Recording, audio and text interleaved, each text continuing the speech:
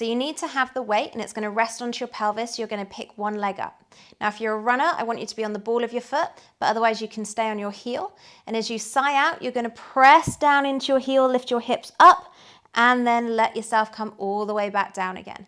Keep going for me. So the reason I want you to be on the ball of your feet if you can is because that really allows you to start to get that calf to work a little bit more.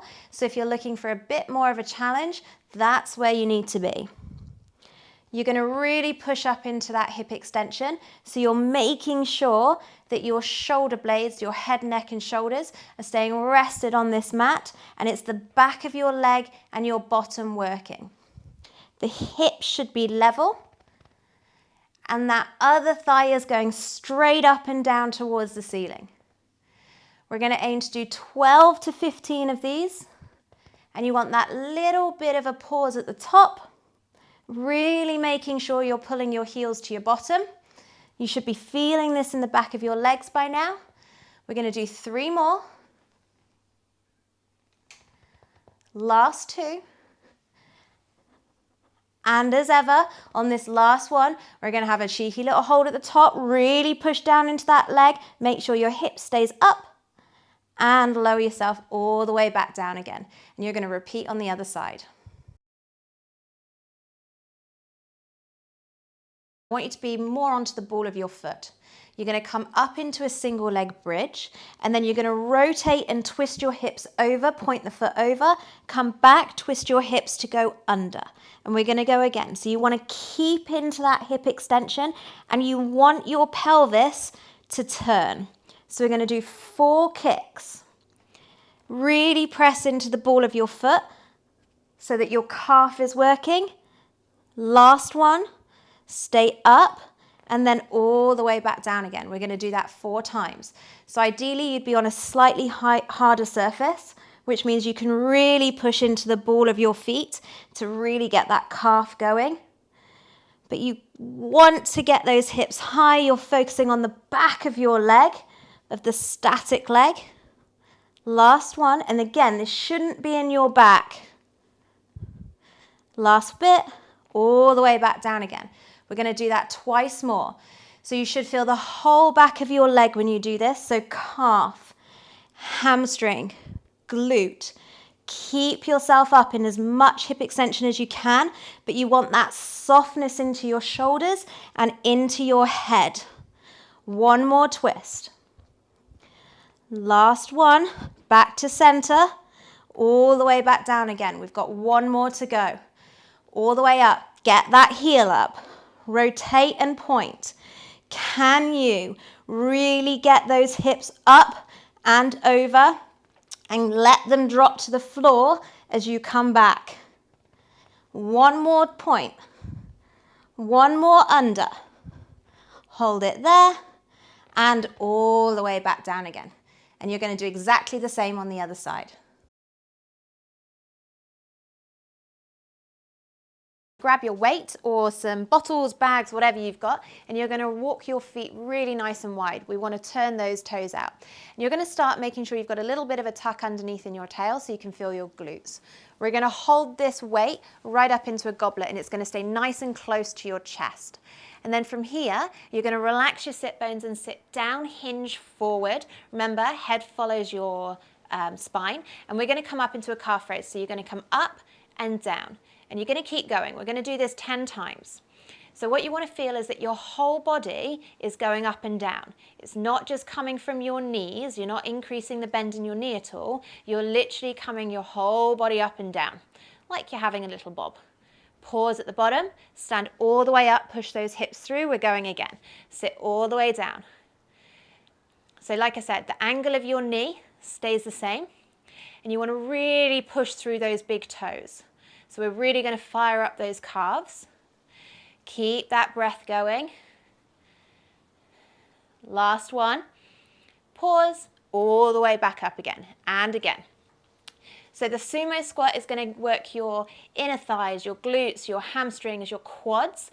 And then this raise, the soleus raise, is going to work your calf, particularly your soleus, which is your outside of your calf, which then starts to work on your vertical push.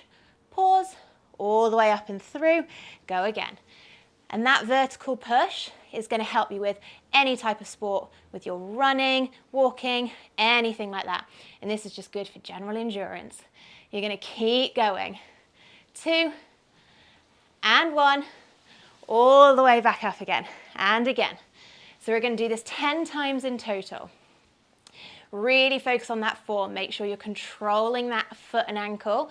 And yes, you should be feeling like you're getting a little bit of a burn by now. You've got 2, 1, hold, all the way back up again. We're halfway through. Go again.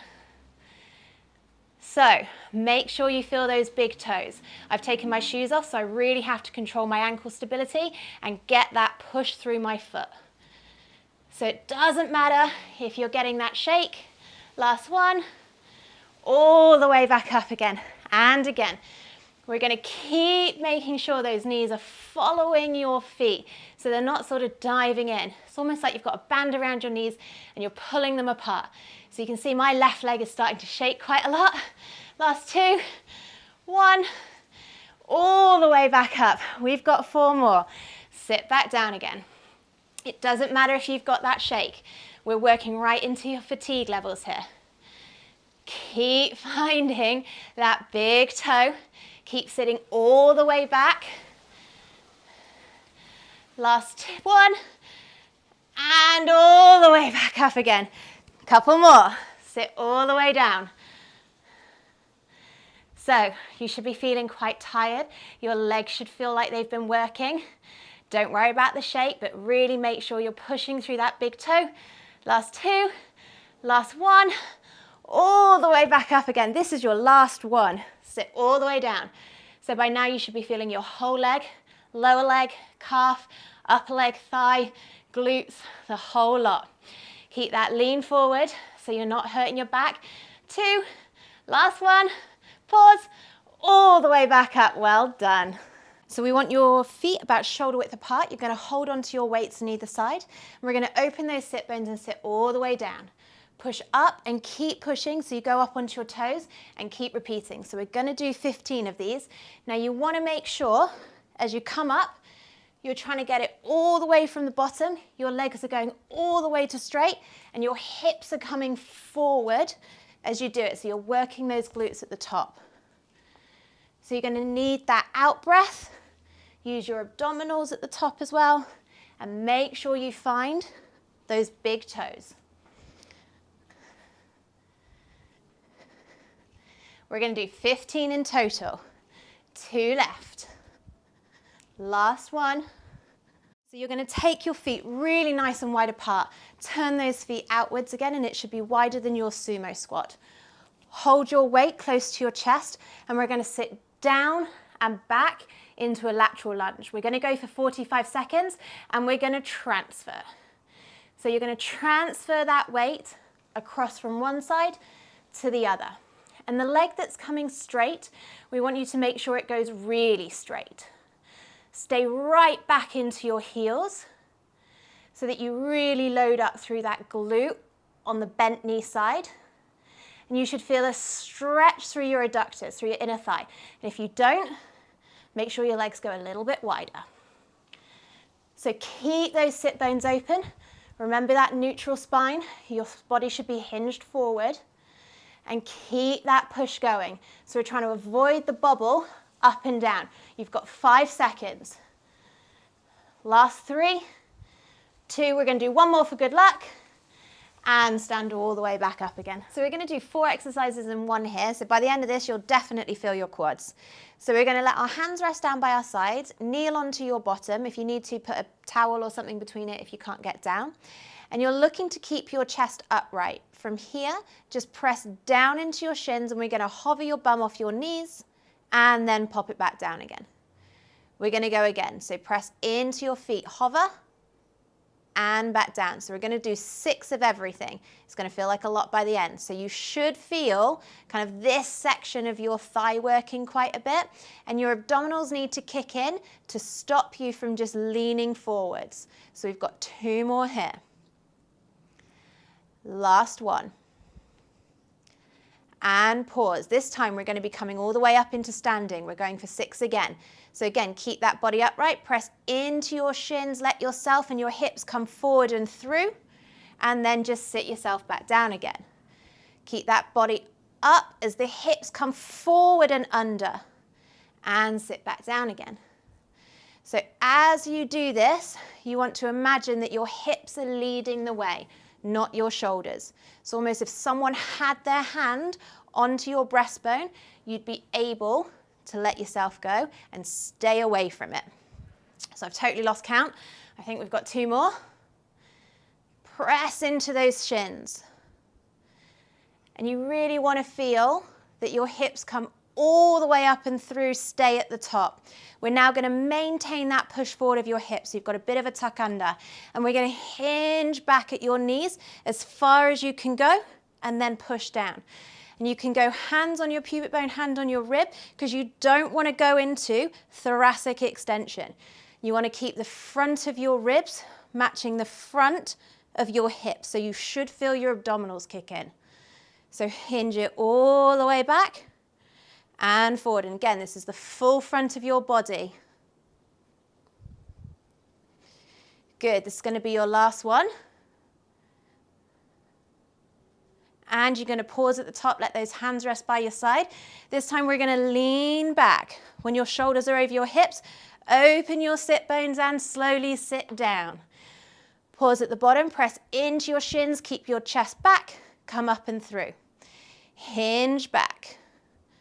Open your sit bones, slowly sit down, come up and come through. So it's a combination of all of them. So we've got hinge. Fold through those hips. Press down into your feet, all the way up. Last 3, hinge, open, and press. All the time. Keeping that chest upright, really making sure you're not leading with your shoulders, but you're leading with your hips. 2 more. And the slower you work that all the way down phase, the harder this is going to become. Last one. Really slowly. And we're going to finish by going all the way up and rest. This is not a balance challenge, so I want you to face something, choose your leg, kick the other one behind you, and really straighten out that knee so you can feel your thigh and your glute. You're going to press through your big toe and come vertically up and down. So that knee needs to stay straight the whole time, and we're going to avoid trying to come forwards and up. We really want to come vertically up. So really keep that knee straight. You want to make sure that you're almost feeling like you're pulling your kneecap up towards the front of your thigh. So we're going to aim to do 25. So that may sound like a lot, but keep going. So we're looking for a bit more calf capacity here. Good. So this is 13.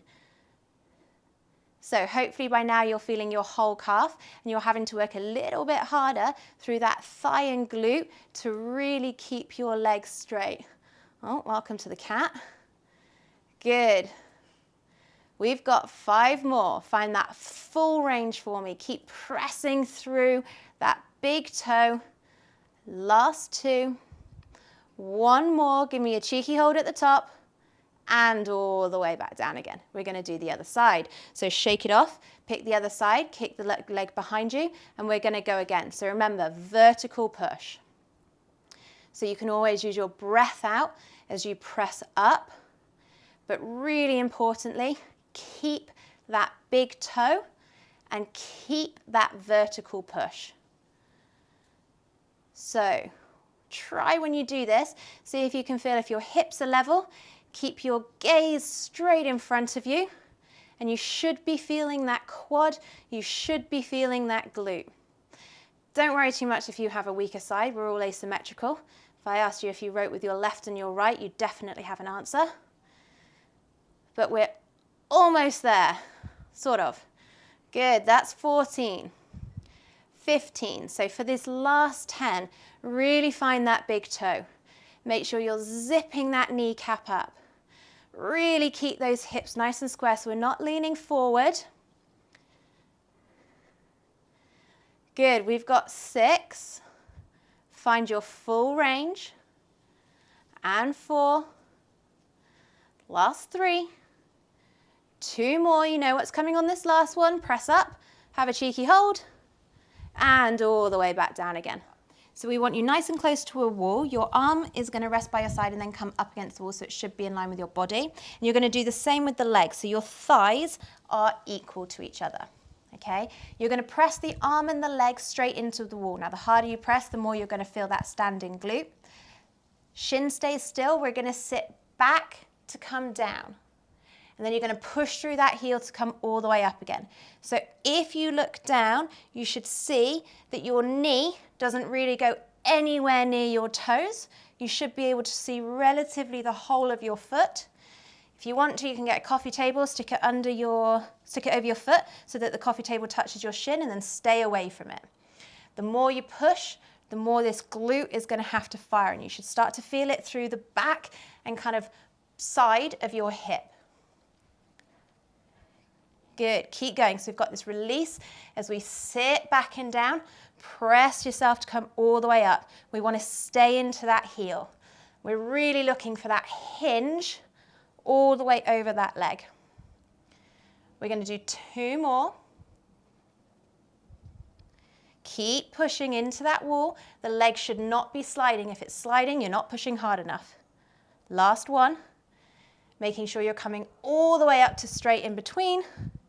And rest. You're going to do the other side. So we're going to do a variation of scooter, which I love, and this is all about your pelvis moving around your leg. So hands onto your hips, and we're going to sit back and down, loading the heel. You're going to send the leg behind you, keeping that foot on the floor, and you're going to sweep it behind you, allowing your pelvis to turn. Now from here, imagine you're pulling your pelvis back to send the leg back, and we're going to go again. So you turn around and you pull the leg back with the pelvis. So you should almost feel a delay in that leg. So ideally you're on a slidey floor for this. If you're not, it just makes it a little bit harder. But you want to be pushing through that standing leg in order to really, really keep yourself into your heel and into the back of your leg. We're going to do 4 more. So use your out breath to turn you. We've got 2 left. Turn that pelvis, 1 more. Hold it at the back and then stand all the way up. We're going to do the same on the other side. So from here again, sit your hips back, load that heel. Try and take the weight off your left toes. We're going to slide the other leg back and we're going to scoop and sweep it round to allow the pelvis to move. Turn the pelvis back around the hip and we're going to go again. So allow the leg to take the pelvis and then pull the pelvis back around. Let the leg take the pelvis, pull the pelvis back around. Now this should not be in your back. If it is, you need to lean forward a little bit more. Make sure your ribs are nice and settled rather than trying to stand upright. So we want those anti-gravity muscles working. You should be feeling the back of your leg. You're definitely not gripping with your toes. Your abdominals are helping you to not fall over. If you need to, your hands can come out for balance, but we're not taking the weight over that back leg. Good, last one. All the way around and standing all the way back up again. Why not check out these related videos? Thanks for joining us, everyone.